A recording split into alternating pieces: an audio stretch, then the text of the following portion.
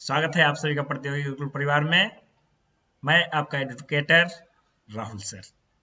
तो आज हमारे बगल में बैठे हुए हैं वीरेंद्र सर, जो कि हमारे सीटेट 2021 बैच के बहुत ही होनहार विद्यार्थी रहे हैं। ठीक है, और ये इंग्लिश पढ़ाते भी हैं। ठीक है, 11-12 का, और स्पोकन भी सिखाते हैं। आप लोग इनसे मिल सकते हैं।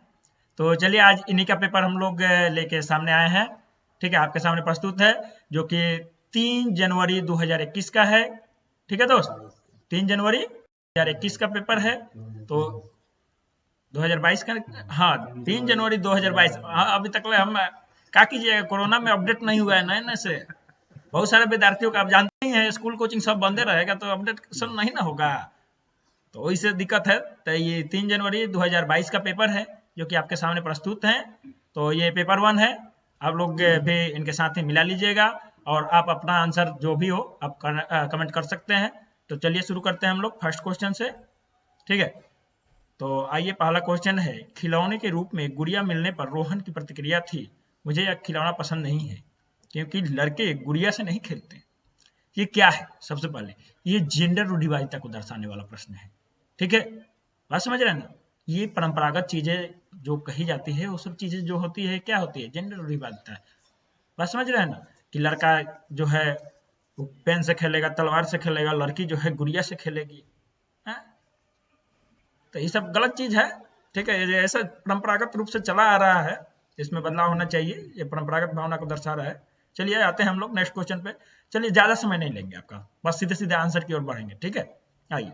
अधिगम अधिक सार्थक और प्रभावशाली होता है अगर वह मुख्यतः डैश हो, क्या हो, सहपाठियों द्वारा निर्देशित हो, स्वनिर्देशित हो, शिक्षक केंद्रित, पाठ्यपुस्तक पाठ्यपुस्तक काट दीजिए, शिक्षक केंद्रित काट दीजिए, सहपाठियों द्वारा निर्देशित काट दीजिए, स्वनिर्देशित हो तो खूब बढ़िया होगा। ठीक है, तो आइए नेक्स्ट क्वेश्चन हम लोग देखते हैं। नेक्स्ट क्वेश्चन देखते हैं हम लोग, निम्न में से कौन सी विचारधारा बच्चों में अधिगम में अवरोधक है? कौन सी विचारधारा बच्चों के अधिगम में अवरोधक है, कौन सी बाधा बनेगी हो? त्रुटियां अधिगमकर्ता की संकल्पनात्मक समझ में अंतरालों को जानकारी देती है, सही बात है। अधिगमकर्ताओं को डांट के भय के बिना त्रुटियां करने के लिए मौका मिलना चाहिए। अब देखिए, अधिगमकर्ताओं के लिए त्रुटियां करना एक लज्जाजनक कार्य है, बिल्कुल नहीं। त्रुटियां अधिगम की प्रक्रिया का एक हिस्सा है, सही बात है। तो देखिए यहाँ पे क्या आपका बाधा क्या है, निम्नलिखित में से कौन सी विचारधारा बच्चों के अधिगम में? तो देखिए, त्रुटियां अधिगमकर्ताओं की कल्पना समझ में अंतरालों की जानकारी देता है, ये तो सही बात हो गया। अधिगमकर्ताओं का डांट के भय के बिना त्रुटियां करने के लिए मौका मिलना चाहिए, ये भी सही चल जाएगा। तो अधिगमकर्ताओं के लिए त्रुटियां करना एक लज्जाजनक कार्य है, यही गलत बात है। ये भावना अगर आप रखिएगा तो बच्चा अकेगा सीखेगा। तो अवरोधक यही है 3 नंबर ऑप्शन, इसलिए यही आपका सही होगा, यहाँ पे 3 का 3। तो नेक्स्ट क्वेश्चन की ओर हम लोग बढ़ते हैं बाबू। तो आ जाइए बाबू, क्या बोल रहे हैं आप लोग, एक प्रशिक्षित शिक्षक हैं। ठीक है, जो लोग देख रहे हैं सब लोग प्रशिक्षित हैं, हम तो यही आशा कर रहे हैं। कोई भी देख सकता है, ऐसा कुछ नहीं है। एक बहुभाषीय कक्षा में शिक्षक को एक लक्ष्यांक भाषा जैसे कि अंग्रेजी को छोड़कर अन्य भाषाओं के उपयोग की उपेक्षा करनी चाहिए, बिल्कुल नहीं।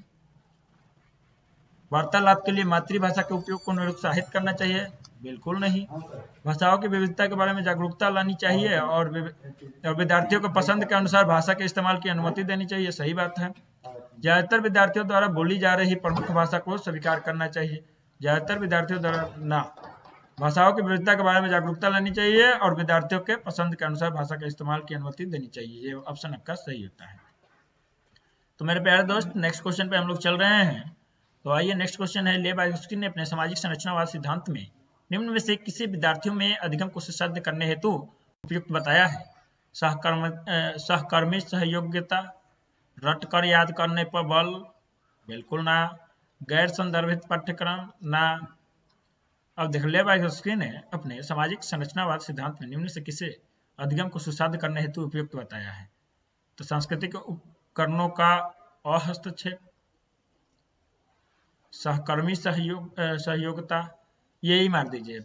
ठीक है, बालक जो है बालकों का सहयोग एक दूसरे को मिलेगा, सही हो जाएगा। ठीक बात है, आपसी पारस्परिकता को ही सहकर्मी सहयोगिता बोलता है, इसको यही होना चाहिए। आपसी सहयोगिता या उसके जो कलीग है उसके सहयोगिता, आपसी पारस्परिकता भी रहता तब भी आप सही करते हैं। ठीक है दोस्त, तो आइए नेक्स्ट क्वेश्चन की ओर हम लोग बढ़ रहे हैं। तो चलिए नेक्स्ट क्वेश्चन आपके सामने है, आ गया है स्क्रीन ऑन स्क्रीन। राष्ट्रीय शिक्षा नीति 2020 के अनुसार शिक्षा को केवल पूर्व निर्धारित विषय वस्तु पर केंद्रित होनी चाहिए? नहीं। समस्या समाधान पर केंद्रित होना चाहिए? बिल्कुल। अधिगमकर्ताओं में समालोचनात्मक चिंतन का विकास करना चाहिए? बिल्कुल। अन्वेषण निर्धारित और खोज आधारित होनी चाहिए? बिल्कुल। 2, 3 और 4 जिस ऑप्शन में हो आपका ऑप्शन सही होगा। 2, 3, 4 वाला ऑप्शन ही नहीं है क्या जी? नहीं, किसी में भी नहीं।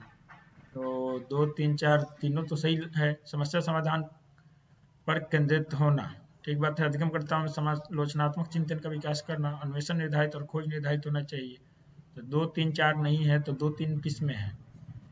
एक तो सब में है। केवल पूर्व निर्धारित विषय वस्तु पर केंद्रित होना चाहिए। 2, 3 2 गो में है। एक तो 3 गो होना ही में नहीं चाहिए, 3 लेकिन गो अब में 2, 3, 4 अब यही इसी को करते हैं। चलिए 4 नंबर ऑप्शन को हम सही कर रहे हैं मजबूरी में। ऐसे एक भी नहीं होना चाहिए ये भी, बट अब नहीं है ऑप्शन हमारे पास, इसलिए हम इसको सही कर रहे हैं। 6 का 4। चलिए 7 नंबर क्वेश्चन पे हम लोग चलते हैं। विकास का डैश सिद्धांत बताता है कि गामक कौशलों का विकास शरीर के मध्य से आरंभ होकर शरीर के सिरों की ओर बढ़ता है। तो ये अधोगामी, घुमावदार, विशिष्टता, शीर्षगामी। तो ये क्या होता है? ये केंद्र से विकास, शरीर के मध्य से यानी केंद्र से बाह्य की ओर। घुमावदार, विशिष्टता, अधोगामी, शीर्षगामी, अधोगामी, घुमावदार, विशिष्टता। देखिए इसका ऑप्शंस मुझे तो नहीं लग रहा है इसका सबको 1 नंबर मिलना चाहिए, लेकिन फिर भी हम यहाँ पे क्या कर दें? शीर्षगामी, बटन अप, अधोगामी यानी कि टॉप बटन, घुमावदार, विशिष्टता। देखिए इसका हम कोई आंसर नहीं कर रहे हैं, ठीक है? ये इसका आंसर आप लोग स्वयं करिएगा, ठीक है? 7 का आप लोग आंसर स्वयं करिए। भाषा शिक्षण के दौरान एक अध्यापिका को लिखित सामग्री के साथ साथ श्रवण पुस्तकें भी उपलब्ध करवानी चाहिए। प्रस्तुतिकरण के विविध विकल्प विभिन्न अधिगमकर्ताओं की जरूरत को पूरा करते हैं, जैसे कि पठन विकारों से जूझते विद्यार्थी। सही विकल्प ए और आर दोनों सही हैं, और आर ए की सही व्याख्या नहीं करता है, नहीं करता है, सही व्याख्या करता है। ए और आर दोनों सही हैं, और आर ए की सही व्याख्या करता है। ये आपका बिल्कुल सही है। तो आइए देखते हैं नेक्स्ट क्वेश्चन पे हम लोग चल रहे हैं। तो दोस्त 9 नंबर क्वेश्चन आपके स्क्रीन पे है। कथन: कक्षा में मूल्यांकन के लिए शिक्षकों को विविध विधियों का प्रयोग करना चाहिए? बिल्कुल करना चाहिए। ये कक्षा में बच्चे की सफलता और असफलता को केवल पेपर पेंसिल के द्वारा सही और पूर्ण रूप से नहीं निर्धारित किया जा सकता है। ये भी बात सही है, ठीक है? तो ये और आर दोनों सही है, ये और आर दोनों सही है, और आर ए की सही व्याख्या करता है। विविध प्रयोगों का प्रयोग करना चाहिए। देखिए इसमें भी 2 सही होना चाहिए, इट में बी राइट, ठीक है? काहे कि ये और आर तो दोनों सही है, ठीक है? आइए नेक्स्ट क्वेश्चन हम लोग चल रहे हैं 10 नंबर पे। विकास की किस अवस्था में बच्चे कल्पनाशीलता वाले खेल में सक्रिय रूप से भाग लेते हैं? विकास की किस अवस्था में बच्चे कल्पनाशीलता वाले खेल में सक्रिय रूप से भाग लेते हैं?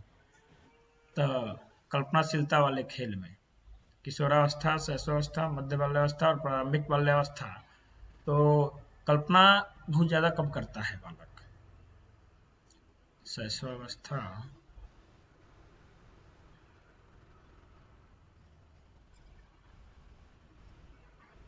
यानी ख्याली पकाओ पकाने वाला बात। इसको मार दीजिए प्रारंभिक बाल्यावस्था, या आप लोग थोड़ा सा आप अपना आंसर भी दीजिएगा, ठीक है? तो आइए देखते हैं नेक्स्ट। पाठ्यक्रम को जल्दी पूरा करने के लिए एक शिक्षिका हमेशा अपने पसंद के ही कुछ बच्चों से उत्तर लेती है, पूछ लेती है। तो शिक्षिका द्वारा किया गया यह कार्य यह दर्शाता है कि शिक्षिका में अपनी कक्षा में श्रेष्ठ बच्चों की पहचान का अच्छा कौशल है। नहीं। पाठ्यक्रम को पूरा करने हेतु नियोजित है? नहीं। विद्यार्थियों को समान अवसर की उपलब्धता से वंचित करता है? बिल्कुल। सभी विद्यार्थियों को समान सम्मिलन को सुनिश्चित करने में प्रभावशाली होगा?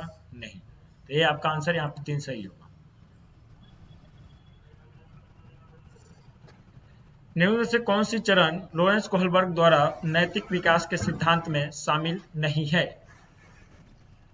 तो नैतिक विकास का कौन सा चरण लॉरेंस कोहलबर्ग के द्वारा दिए गए नैतिक विकास के सिद्धांत में शामिल नहीं है? तो पूर्व पारंपरिक चरण, उत्तर पारंपरिक चरण, अपारंपरिक, पारंपरिक।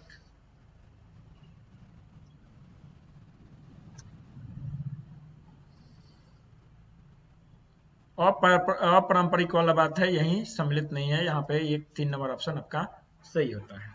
ठीक है, पूर्व पारंपरिक है, उत्तर पारंपरिक भी है और पारंपरिक चरण भी है। Pre conventional, post conventional and conventional तीनों है, ये नहीं है। तो चलिए दोस्त, नेक्स्ट क्वेश्चन पे हम लोग चल रहे हैं। 13 नंबर क्वेश्चन आपके सामने है ऑन स्क्रीन। तो रुचि को 3 पेंसिलें दिखाई देती है। वह देखती है कि पेंसिल ख से बड़ी है और पेंसिल ग से बड़ी है। जब रुचि यह निष्कर्ष निकालती है कि क ग से बड़ी है, तो वह जीन पियाजे के किस संज्ञानात्मक विकास को विशेषता को दर्शाती है?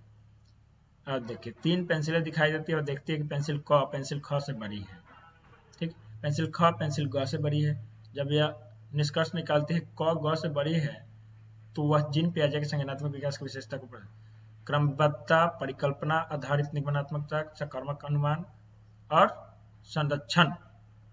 तो ये यहाँ पे क ग से बड़ी है।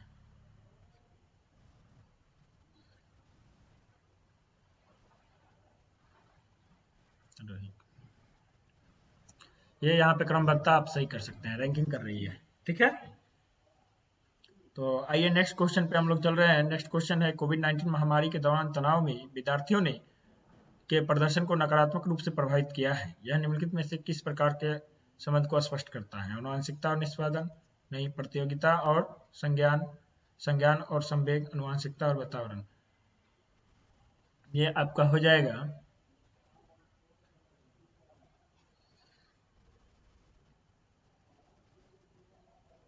संज्ञान और संवेग।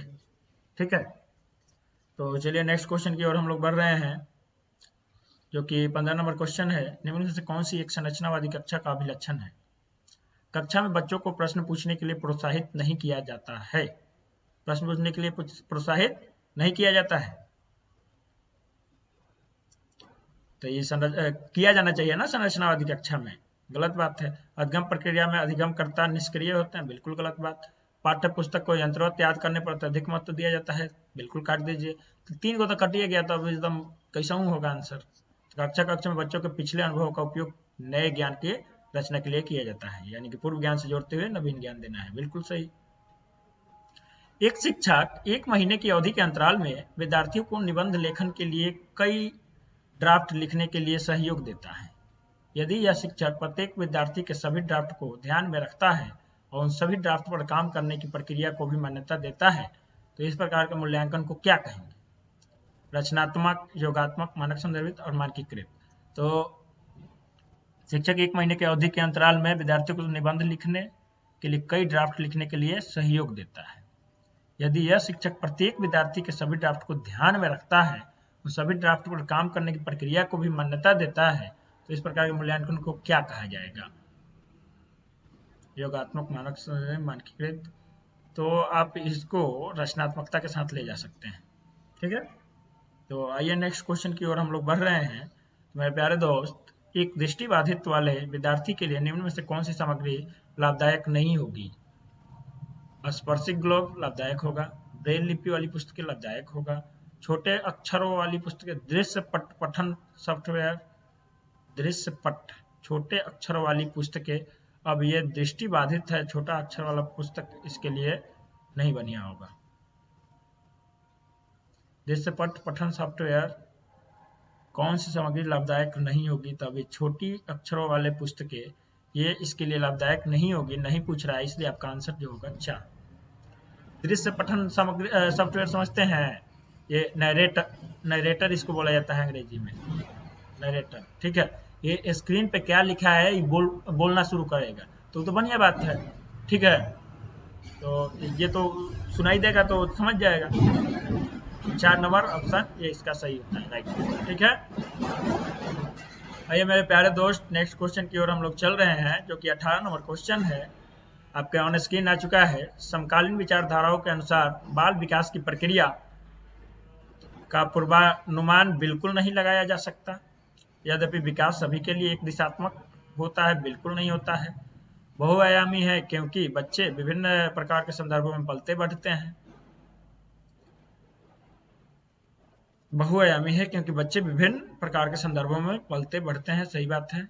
सभी प्रकार के लिए सभी बच्चों के लिए एक समान है और सभी बच्चे एक निश्चित आयु तक आते आते विशिष्ट निर्धारित लक्ष्य अवश्य प्राप्त कर लेते हैं, नहीं। सिर्फ माता पिता से प्राप्त अनुवांशिक गुणों को ही द्वारा निर्धारित होता है, बिल्कुल नहीं। 2 नंबर ऑप्शन आपका सही हो जाएगा दोस्त। क्वेश्चन नंबर चलते हैं। निम्न में से कौन सा बाह्य प्रेरणा का एक उदाहरण है? अपने अधिगम को दृढ़ करने के लिए शोध करते समय विभिन्न स्रोतों की सहायता लेना। सितारा अपने स्व संतोषण के लिए अपने से बड़ों को नियमित तौर पर प्रतिपुष्टि लेती है। नकद इनाम पाने हेतु रेयान एक परियोजना के लिए विभिन्न स्तरों नकद इनाम, यानी कि ये बाह्य प्रेरणा है, यही हो जाएगा। अपनी व्यक्तिगत क्षमताओं को कुलिन्वित क्रियान्वित नियमित रूप से अभ्यास करता है, तो ये सब तो बढ़िया बात हो जाएगा। आंतरिक रूप से प्रेरित व्यक्ति ही ये 3 ऑप्शन कर सकता है, 1, 2 और 4। तो ये बाह्य प्रेरित व्यक्ति क्या करेगा? नगद इनाम पावे खातिर काम करेगा, ठीक है। तो 3 नंबर ऑप्शन इसका सही होता है। मेरे प्यारे दोस्तों, नेक्स्ट क्वेश्चन आ गया है 20 नंबर। एक अध्यापिका अपनी कक्षा के लिए लेव वाइगोस्की के सामाजिक संरचनावादी सिद्धांतों के पर आधारित शिक्षण अधिगम प्रक्रिया तैयार करना चाहती है, तो उसे निम्न में से किसके प्रयोग से बचना चाहिए? आवश्यकता के अनुसार पार का प्रयोग करना, ठीक बात है। अधिगम के आकलन के लिए मानकीकृत परीक्षाओं का इस्तेमाल करना, विद्यार्थियों के अधिगम प्रयासों का गहन अवलोकन करना, सामाजिक संदर्भों पर आधारित शिक्षण अधिगम की विकल्पना करना, सही बात। तो ये क्या बोल रहा है? किसके प्रयोग से बचना चाहिए? तो ये 2 नंबर ऑप्शन है, एकड़े प्रयोग से बचना चाहिए। चलिए आते हैं 21 नंबर क्वेश्चन पे। मेरे प्यारे दोस्त, आइए, किसी प्रगतिवादी कक्षा के बारे में एक अध्यापिका का क्या विश्वास होना चाहिए? कक्षा में विद्यार्थी अपने साथ विविध प्रकार के समृद्ध अनुभव लाते हैं, ठीक बात है। कक्षा हमेशा कठोर नियंत्रण में रहे और सिर्फ अध्यापक को निर्देश देने चाहिए, बिल्कुल नहीं। कठोर नियंत्रण में क्या काम करेगा? विद्यार्थी केवल ड्रिल और अभ्यास का काट दीजिए, केवल काट दीजिए। तो आपका आंसर हो गया 21 का 1।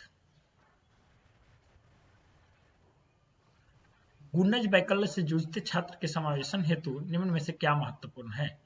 विद्यार्थी के अधिगम के आकलन के लिए सिर्फ मानकीकृत तरीकों का इस्तेमाल करना, पाठ्यांश में मौजूद प्रसंगोचित जानकारी को निष्प्रभ करने के लिए अतिरिक्त विषय वस्तु जोड़ देना। पाठ्यांश में मौजूद प्रसंगोचित जानकारी को ढकने के लिए ना कर दीजिए। विद्यार्थियों को दृश्य आधारित परिकलन, कैलकुलेटर और गणित संबंधी प्रयोज्यता उपलब्ध करवाना, चलेगा। कार्य पूर्ण करने के लिए सख्त बाध्यताएं निश्चित करना, कर दीजिए। तो 3 नंबर ऑप्शन आपका यहाँ पे सही होने जा रहा है। चलिए तो दोस्त, नेक्स्ट क्वेश्चन पे हम लोग चल रहे हैं, जो कि आ गया है 23 नंबर क्वेश्चन। वह विकल्प चुनिए जो उन संदर्भों का सही चुनाव करता है जिनसे बच्चों के लिए अधिगम हो पाता है। बैठिए। खेलकूद, घर, कक्षा कक्ष। वह विकल्प चुनिए जो उन संदर्भों का सही चुनाव करता है जिनसे बच्चों के लिए अधिगम हो पाता है। खेलकूद, घर, कक्षा कक्ष, तीनों वाला ऑप्शन मार दीजिए, सही है। चलिए तो नेक्स्ट क्वेश्चन पे हम चल रहे हैं दोस्त, जो कि 24 नंबर क्वेश्चन है। निम्नलिखित में से कौन सी तकनीकी छात्रों में समस्या समाधान कौशल के विकास हेतु प्रभावशाली नहीं है? ध्यान दीजिएगा। हर समस्या के लिए एक ही जैसी पूर्व निर्धारित चरण दर प्रक्रिया का इस्तेमाल पर बल देना, मुद्दों पर चर्चा को सुसाध्य करना और छात्रों को चर्चा में भाग लेने के लिए प्रोत्साहित करना, समस्या को हल करने के लिए छात्रों के विचार मंथन एवं विचार उत्पन्न करने के लिए प्रोत्साहित करना, समस्या का समाधान खोजने के लिए छात्रों को विविध प्रकार की शिक्षण सामग्री प्रदान करना, मुद्दों पर चर्चा को सुसाध्य करना और छात्रों को चर्चा में भाग लेने के लिए प्रोत्साहित करना, ठीक बात है।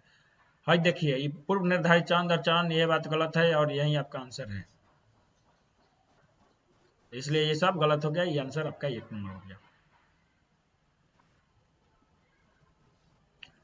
किसी संप्रत्यय को पढ़ाने के लिए एक अध्यापिका विभिन्न उदाहरण प्रस्तुत करती है और इसके बाद विद्यार्थियों को उन नियमों द्वारा एकत्रित जानकारी के आधार पर नियम निर्धारित करने के लिए कहती है।